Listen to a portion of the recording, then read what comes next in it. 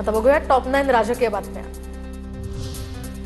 वंदे मातरम गीताचा अपमान करणं म्हणजे भारताच्या सांस्कृतिक अखंडतेचा अपमान करण्यासारखं आहे। वंदे मातरम गीताचा अपमान करणाऱ्या सोनिया गांधींवर तातडीनं गुन्हा दाखल केला पाहिजे, मंत्री चंद्रशेखर बावनकुळेंची मागणी।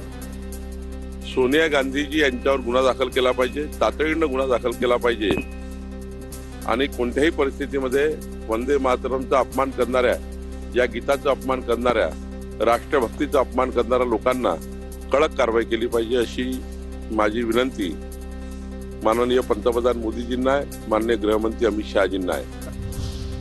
गोपीनाथ मुंडेंचा काँग्रेसमध्ये जाण्याचा विचार होता। पृथ्वीराज चव्हाणांच्या दाव्यानंतर महादेव जानकरांचं वक्तव्य। गोपीनाथ मुंडे भाजपच्या जाचाला कंटाळले होते, महादेव जानकरांची माहिती।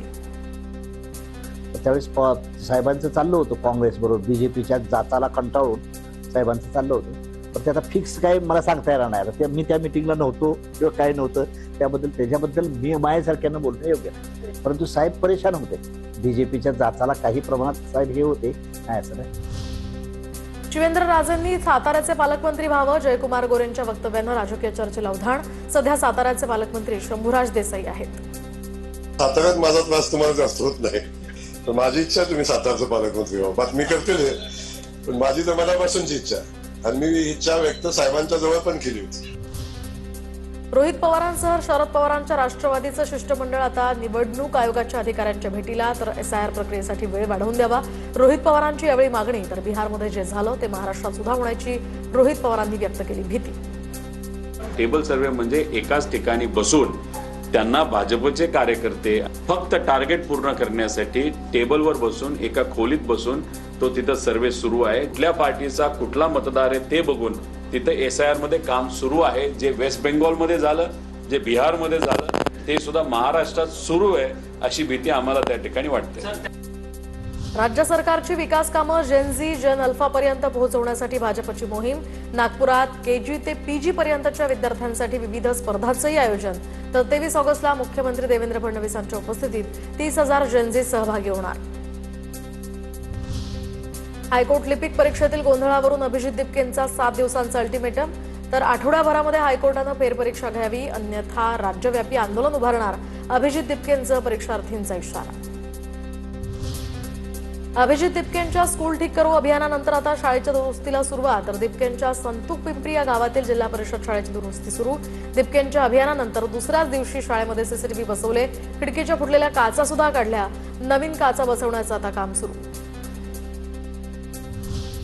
राज्यभरात ओबीसी आरक्षित सरपंच पदाची संख्या 512 कमी होणार। ग्रामपंचायत निवडणूक आरक्षण 50% आत ठेवण्याचे आदेश। राज्य निवडणूक आयोगाचे ग्रामविकास विभागाला आदेश। ग्रामविकास विभागाकडून 15 जिल्ह्यातील ओबीसी सरपंच पदाचे सुधारित आदेश निर्गमित। आता बघूया टॉप 9 मोठ्या बातम्या। स्वातंत्र्य दिनापूर्वी दहशतवादी कट उधळला, आयएसआय पुरस्कृत शहाजाद भट्टी नेटवर्क उद्ध्वस्त। तर अमित शहा यांची ही माहिती। या नेटवर्कशी संबंधित 200हून अधिक हस्तकांना अटक, तर चौकशीसाठी 253 जण ताब्यात। जनगणमन हटवून वंदे मातरमला राष्ट्रगीताचा दर्जा द्या, शक्तिमान फेम अभिनेता मुकेश खन्ना यांची अजब मागणी, त्यामुळे ते आपले राष्ट्रगीत असू शकत नाही असा त्यांनी दावा केला। सीजेपी नंतर सोशल मीडियावर दिमागी नक्षल पार्टीचा धुमाकूळ। तर 24 तासात 2 लाखांहून अधिक फॉलोअर्स। मोदींनी लाल किल्ल्यावरील भाषणामध्ये दिमागी नक्षलवाद हा शब्द वापरला होता। वाणगावमध्ये एसी लोकलच्या दुरुस्तीसाठी डेपो उभारणीला वेग। तर एमयूटीपी 3 आणि एमयूटीपी 3A अंतर्गत प्रकल्प विकसित केला जाणार। मुंबई रेल्वे विकास महामंडळाकडून 371,49,90,000 रुपयांची निविदा। मुंबईमध्ये भाजप नगरसेविकेच्या ऑफिसबाहेरील राष्ट्रध्वज दुसऱ्या दिवशी सकाळपर्यंत उतरवला नाही।